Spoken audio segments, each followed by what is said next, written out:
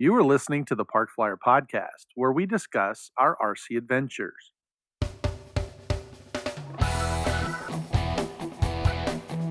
Welcome to the Park Flyer Podcast, where we discuss the ups and downs of the new RC Flyer.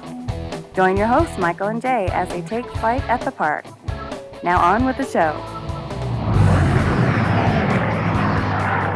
Hey everybody, welcome to the Park Flyer Podcast. I'm Michael from Arizona. With me always are my good friends. Jay from the hills of Texas. Shannon G and Mesa AZ. There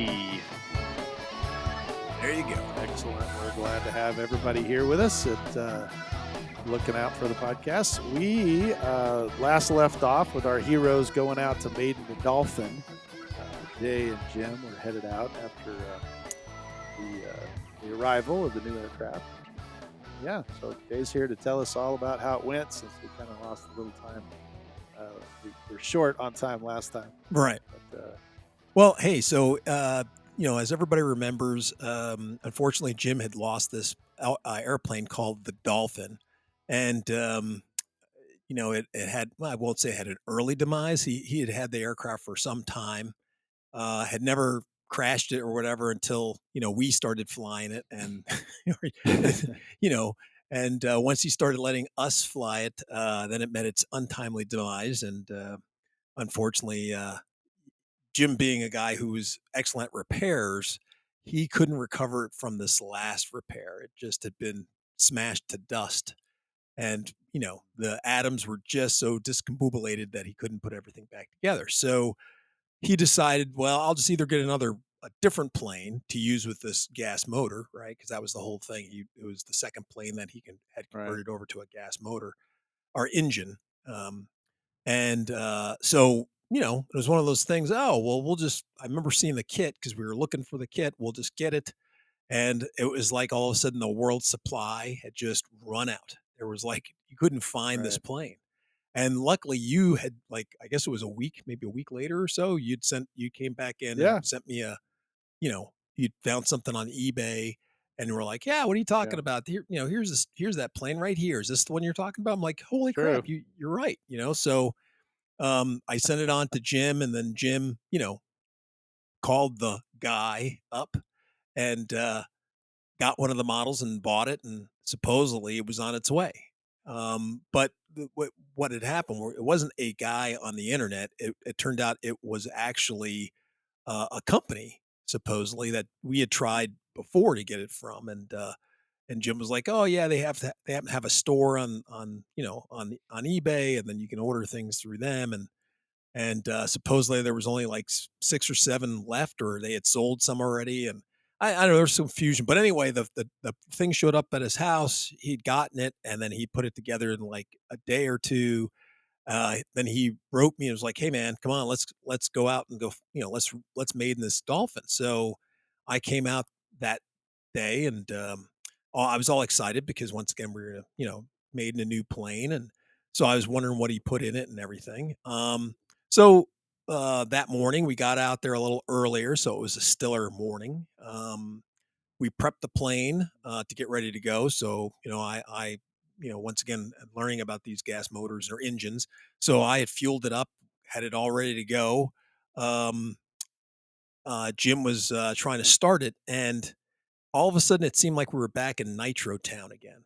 That engine wouldn't start. It was like it had dropped 10 degrees, and that engine just wouldn't start. And normally, I mean, that thing would start within, I mean, quite literally within 5 cranks. Either you're sucking your fuel in, you could hear it with the fuel coming in, and then it would pop, and then the next turn it would start. And this thing would not start. It wasn't doing anything. We were sitting there scratching our heads. We could, I could see the fuel going in, standing above it and behind it. I could see the fuel going through the lines, and we're like, okay, the fuel's, getting drawn into the engine. What's the deal? He was like, yeah, I was playing with it the other day, and it started or whatever. So I know it's working. And we just tried everything. We, took the spark plug out. We kind of cleaned the spark plug. We, put it back in. We jiggle some wires. We're doing a little dance, everything but lighting fires and sticking it inside of it we just couldn't yeah, we couldn't get this thing to pop. We couldn't well, it did pop once. It kinda half popped, and that I learned that the motor has to be in the right, compression Stroke. phase, and so he's like, "Oh, it may be that I had taken off the propeller and I had moved this, whoozy watts it out of the way, and I might have 180 degrees out, therefore it's not the timing's off." That's it. Like not like a timing belt, but there's a little sensor on the side that goes to a little magnet that swings around it, and that's what tells it when to fire. And depending on how you have it Right. turned, it may be off, and if that's off, then you're actually fighting yourself to start it. So we turned that out 180 degrees, tried that seemed to kinda help. That's when we kinda got it to pop, but it just wouldn't start. So Jim's like, "Oh, okay, well, it's just one of those things. I'll take it home and figure it out." So he disappears, and another, I don't know, week or so goes by, and then finally we get back together, and I come out and I'm like, "Oh man, so what happened? What was it? What was preventing this thing from starting?" And he goes, I said, "Was it that it was out of the 180? And then when we moved it out that 180, that made it worse?" And he goes, "Well, no, actually, we were doing the right thing, but there was another problem." And I was like, "Oh, there was? What was that?" Everything, the battery was charged, to power it. And I don't get what could be the problem. And he goes, "Oh, it was the switch." And I go, "Okay, well, we had moved that switch several times, what's the problem?" And he goes, "No, it was the switch." He goes, "It was a cheap Chinese switch, Oh, and the switch was yeah. bad. It didn't matter what position you were putting it in, it was just open the whole time. Right. And but Right. you know, it was open, and so you doesn't matter how much we turn it or do whatever, Yeah, it was never it was never firing firing, the but it plug. was that 180-degree thing was also a problem on top of that. Gotcha. So it was Right. just one of those things that, yeah, it was the switch.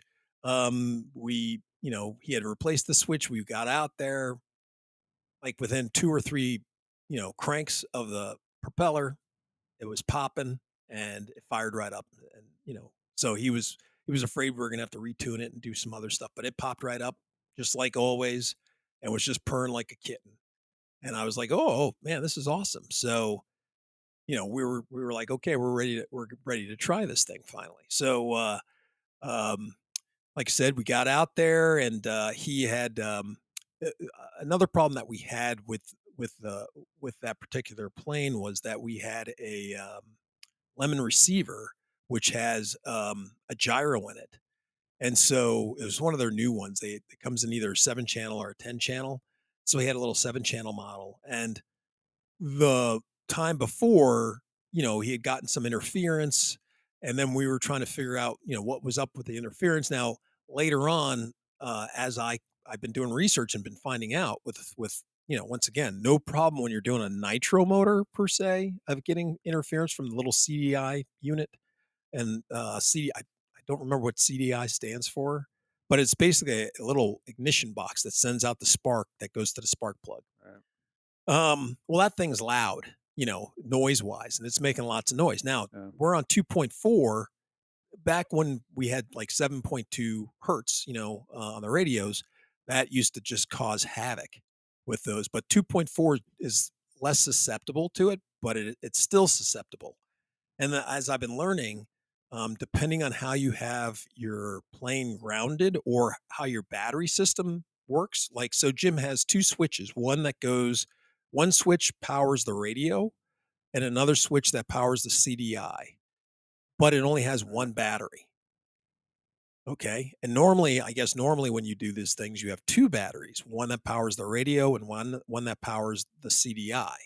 And so he has it set Right. up where he has one battery that powers both the radio and the CDI.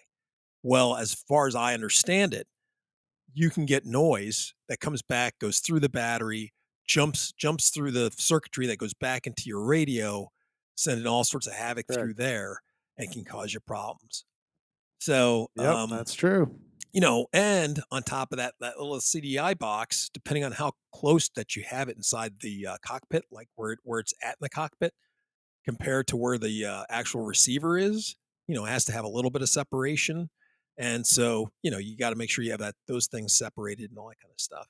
But Jim had moved. Right. I think they were at opposite ends, and this time it wasn't giving him any kind of stray signals or anything. Oh, and I also found out that if you use a metal rod from your servo, from your throttle servo, and it goes to where your engine is, I guess it can come back along that metal rod that push rod that you have, feed back through that servo and cause you all sorts of havoc too as well. But anyway, we weren't having it. It wasn't we weren't having that problem. It's just one of those things that happened from prior to that. But anyway, we didn't have any of those problems. I took the plane up and didn't have any problems. I mean, the plane took off. It flew around. Jim was a little hesitant. Oh, that was the other problem we were had problem. Um, this plane compared to his old Dolphin seemed like uh, it was way tail heavier than the other one. I mean, when you picked up the plane, just basically just to give it a little CG test, you could just feel just how tail heavy the plane was. And I looked at him and I said, "Whoa, it's the exact same plane. Why is this newer model way tail heavier than the old one? It's not like balsa wood got lighter in like 10 or 15 years or 20 years from those two kits." And he goes, "Oh, well, Right. it's real easy. They for from in the rear of the fuselage, they had stringers in the back, where in this one they actually have sheeting that goes the whole length of the tail. So, now the tail's That'll stronger do it. because it's sheeted all the way back, but Right. now you have that extra weight of that sheeting." And I'm like, "Really? Balsa sheeting is that much heavier?" And he goes, "Yeah, you don't realize it, but Yeah. it does add up since it's going all along the tail, and it doesn't have that to lighten it up." So that was another thing I kind of learned, depending on how they built it and everything. But being that it was a gas engine and gas engines are heavier, it wasn't that bad. But he had to strap a couple of batteries to the front of the plane to kind of help balance it. And as we learned later on, we were able to take some of those batteries out and the plane still flew fine. But, for the first flight, I was like, okay, the plane feels a little heavier. Well, I'll fly it and see what happens. But like I said, lo and behold, even with those heavier batteries in there, I mean, the plane flew very similar to the first model. Um, I guess you could feel it being nose heavy, a little sluggish. And I was like, well, I think we can take one of the batteries out. So we ended up taking one of the batteries out. The plane balanced fine. It balanced okay. But it definitely felt lighter, and the plane, landed a little bit better. It didn't land as fast. So we were able to slow the plane down because that first flight, it seemed like it was really, remember before when we were flying, I was like, "Oh man, we gotta," it Yeah. was just chugging along because the idle was too fast. Well, we had chugged Right. back on the idle quite a bit, but it was still zipping by when it came in, and so I think it might be due to the nose weight. Anyway, took that Those out. batteries going downhill. uh, Afterwards, like I said, took that weight out of there, and then everything. The plane slowed down. Exactly. The plane flew fine, and like I said, it was a good success, and a lot was learned. Like I said, as for things for having to look out for interference, um, you know, once again your CG, and just things in general with those type of engines. Now, I've also learned that there's a CDI tester, or yeah, it's a CDI tester, and if we would have had one of these little meters, you just plug your CDI, the spark, the sparking part, that goes on the spark plug into the little testing meter, Right. run it, and then we would have saw that, the that it wasn't sparking, that there was we definitely had an electrical problem, and we would have helped us Right. out. But neither one of us had a CDI meter. I just learned about this device just recently, just kind of looking around when I was doing all this research for the other stuff, um, that they're out there, but I could definitely see having that device to I've help. got like four So sitting right here. You should have just asked. anyway, Kidding. Yeah, I yeah, was gonna say you're you're you're just not in the know I there, guess so, Jay. We're at man. Yeah, Walmart, what You can I know? Come say? on. Yeah. Yeah. Yeah. Well, and I actually have you were talking about the interference coming back through the servo. I actually have the servo tester that will actually show that the interference is there as well. Really? It'll show, On the yeah, tester? you hook it up and it shows. Yeah. Well, it doesn't show like it doesn't have like an what do you call it? Oscilloscope. Sine wave or something? What was Yeah. it? I just figured like a light comes on or Oscilloscope. something. No, no, it just shows the voltages. And so when you go to exercise it, it'll spike in voltage and it'll tell you, oh, there's interference here or you get less Oh, voltage. So it just okay. kind of shows you what all of them are. Because as the servo is pulling, the servo has a rated voltage that it Oh, right, exercises right, in. right. And then yeah, and it should only be like 2 milliamps or something like that. And then when you get one and it spikes to like 10, you know that there's a bigger draw on it or something's interfering with it. So, but you can plug it in and check that out as well. Yeah, those are little tricks of the trade. I mean, yeah, it's one of those things switching over to a gas motor that it. I guess I kind of lucked out because I switched over a year or two ago, so it made a lot more sense. And we didn't really talk when you were going to the Maiden because I was out of town doing work, but I'm glad you figured it all out. It seemed to have worked. Well, Now, did Jim get to fly it? yeah, I maidened it, and then we flew. I think we flew 2 times that day. So I think the second time around, then he got to go on the sticks and everything. So he flew it around, and then I ended up landing it. So Did you use the same receiver that we were flying, or did he get a new one? that's a good question. I don't remember he had bought a couple of them, so I don't remember if it was the exact same one or not. But it might have been the same one. Well, because you and I tested it Yeah, in right, the little right, and airplane. it worked fine. Yeah. So, but yeah, Well, no, pretty we cool. weren't having any problems with it whatsoever. The second time around, um, like I said, he had a little bit of separation, and you know, um, had gotten whatever he. Oh, one of the problems, I don't know. He had also damaged, or not him, not Jim per se, but one of the antenna wires had gotten damaged. It had gotten bent, and so it might have got frayed. And he had replaced that wire as well. He had an extra one, and he'd Oh, replaced it. So that might have helped as well. So yeah. this issue is a multi troubleshooting type situation. Faceted. Yeah, basket. So it might have been just a whole array of things that happened all at once. And that's typically how most accidents happen, right? Yep. It's not just one thing, it's several That's things and they it. all come together at once.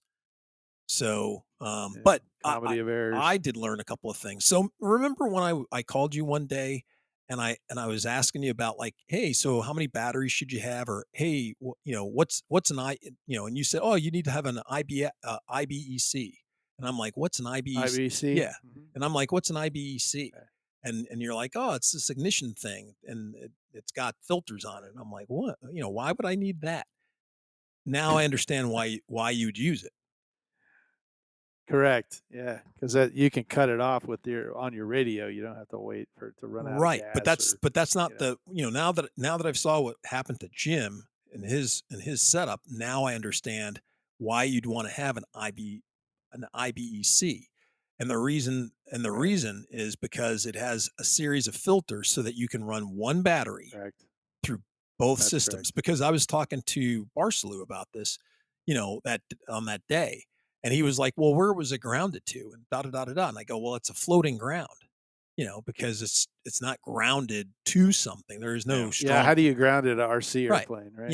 It's floating, and he's like, "Oh, that's right. That Right. it is floating, and therefore, so he goes, and if it's not a strong common ground, you may have these problems if that thing's sparking every time and sending Right. that signal out." And I'm like, oh, that's what that IBC kept saying. Hey, it has dual Right. filters or quadruple filters to filter out things like that. Right. And I'm like, well, now it makes perfect sense if you have one battery and you have, you're sending it Right. throughout the circuit, and you have the thing that's sparking going through the whole circuit as well. Hence, you know, Correct. it may not be on the line with, with the switch, his little switches were kind of isolated from each other, but they're still feeding back into the battery and they're still kind of connected. So, yeah, if you had that IBC between that one thing, even though, with those other two switches filtering out that kind of stuff, that would greatly help. So now I'm like, oh, now Yeah. makes perfect sense why you'd want to have an IBC, spend the extra cost to have an IBC to save the weight of a second battery and all that kind of stuff. So Correct. anyway, I'm just learning this stuff, like you said, with I motors. thought I thought we got one for you for your gas airplane, didn't we? No. Didn't you order one? Well, I was I thinking could about swear it, we did. and then, like, like with most things happening with little small electronics, they're drying up and, like, they're out now. Getting an Yeah. IBC is like, trying to get an Antonium. They're just kind of, Oh yeah, they're all out of everybody's out. stock, and until China, can find that mine with more lead in it, I don't know, so they can build more. Yeah, they need to hire more kids. Yeah, they need more. Uh, They need more they need children. to. Oh man. That's crazy. But the Well, that's good that he got to fly. It's like version 2 with the new sheeting on the bottom and right. everything. I think Jim had the original one, so it was probably version 1, and they probably busted a couple of tail wheels off of it, so they sheeted the back part to make it a little stronger. Yeah. Well, he'd went I'm through the I'm whole. glad they had it in stock Yeah, he though. went through the whole plan and he said that they did make some improvements, but where they had put some reinforcements where they, like, he had added it to his plane. Mhm.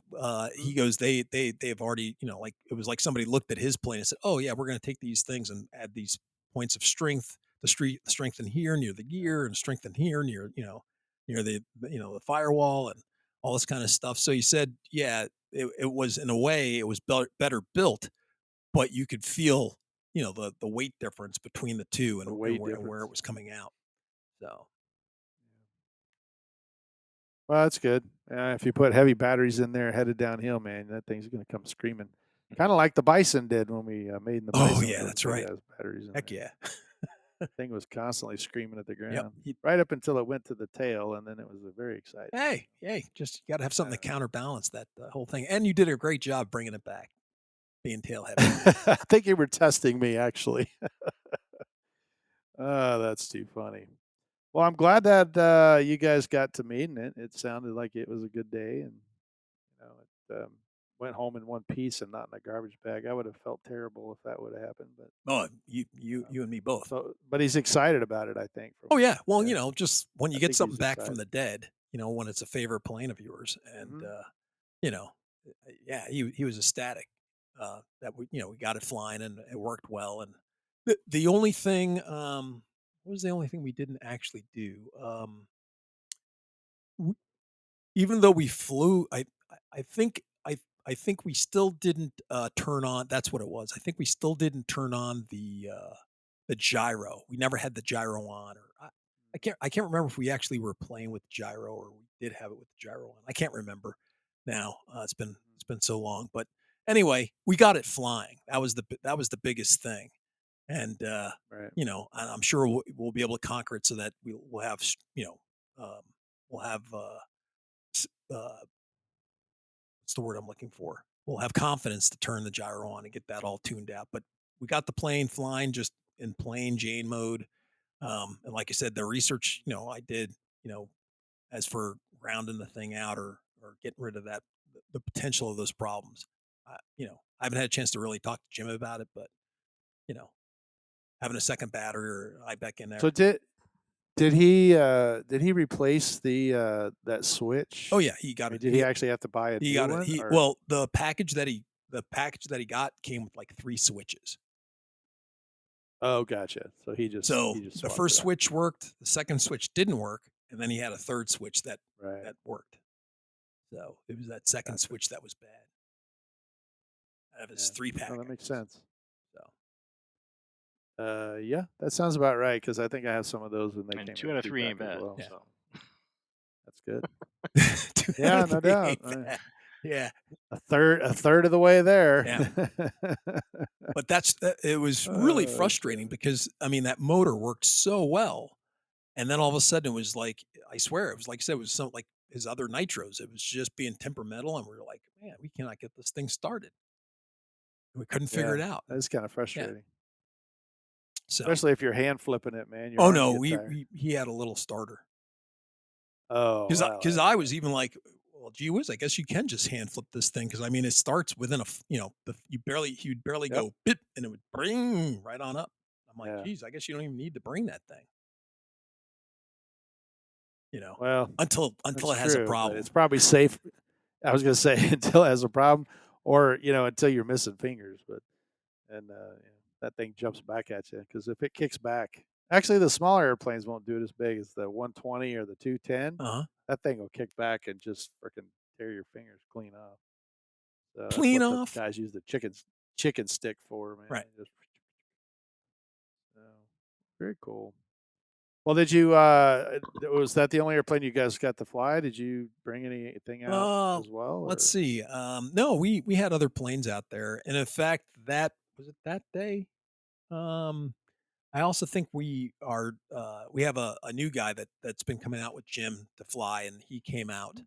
Well, yeah, that's right, because he came out this day to see Jim's plane be right? resurrected, fly again, and like I said, unfortunately, he didn't get to see it because we couldn't get it started, but.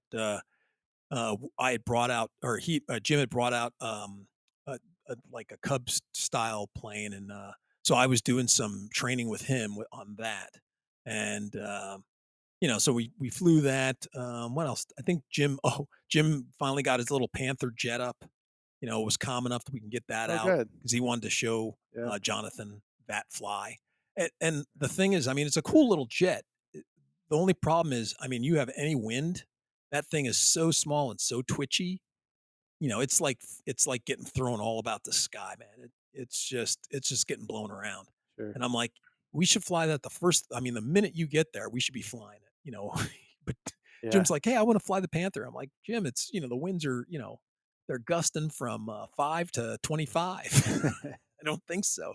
Oh yeah, no, right. you'll be able to do it. And I Yeah, go, yeah, yes, yes, no, I don't know. right. Well, why don't we do it when it's That's calm out? funny. We can fly the I winds. want to do it when it's a 30-knot crosswind. Yeah, the wings are fine for doing 30-knot crosswings, winds, but that little jet just is not one a windy plane contender. So, but Yeah, yeah, it's only like 65 millimeters or something like that. yeah, it's either 64 or yeah, it's not 70. It's a Yeah, I small. think It's it's like 64 or 64. Yeah, 50. I mean, it's a small, yeah. small little guy. And I but think I've Shannon got has one plenty of that's small. those. I've got a Yeah, but I can't remember. You got like a oh, Corsair or I something have that the size, right? Freewing Crusader. Is that you? Yeah, and it flies okay. Crusader. I That's love it. the. I wish they would make an 80 or 90 because I just love the Crusader. But I've got the Hobby SS, the little 50 millimeter.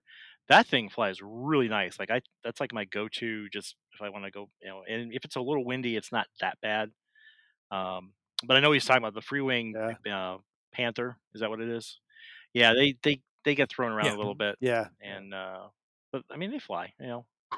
Actually, I like flying jets. yeah, Yeah, they fly okay. yeah. I mean, it's that's just no when it's problem. windy. It's It's just yeah, that, they have such a small yeah, wing. It's not Yeah, like it's a big broad wing or a yeah, delta wing. It's just a little itty bitty wing, and that little thing, it stalls. well, it's got sails on the ends of it too because it's got yeah. tip It's tanks, got doesn't tip it? tanks, and Yeah, so it's all and waggly, no rudder and it doesn't have a rudder. so it's Eh, only a it needs a yank and bank rudder. only. It So needs you a have to rudder. be well if you're cruising at a good speed, then you can yank and Yeah, bank very well, and it does okay. But if you slow yeah. down to Sure. make They're a not waggling. make Yeah, turns, or you're waggling or whatever, yeah, it just the plane's not a high yeah. wind plane. That's some like wind and other It's ones crazy. not so much. This is a not so much one. So Yeah. Well, that was an awesome story. That thanks very much for filling us in. We were kind of wondering what was going on, but we our next episode coming up is I think on a FRIA, because all of the FRIA stuff is coming up. I know we talked about on one of our last podcasts that Shannon had his that just got approved. I found out ours is still pending. I think at the last meeting they had, they said ours was hung up for some reason. So I don't think we've got ours quite just yet. But hopefully we'll have a special guest on, and he can help kind of walk you through that process and talk a little bit more about the Korea and where it's coming from and what's happening with it. So yeah, join us in 2 weeks when we have that topic. And remote ID. For now, are we going to talk a little bit yeah, about remote ID as well. Because, yeah. did you guys order yours through Yeah, Spectrum? There you go. So I just got back into town, so I haven't done anything yet. So I got to get on the ball. I am a slacker. So. Well, anyway, join us next time for all of those subjects. But for now, I'm Michael here in Arizona. And I'm Jay from the hills of Texas. Shannon G from ACAZ signing off. We'll see you in 2 weeks. That's right. You have been listening to the Park Flyer Podcast. Thank you for joining us, and we look forward to your next visit. Please give our show a star rating and review, and feel free to email us your questions, topics, or suggestions to parkflyerpodcast@gmail.com.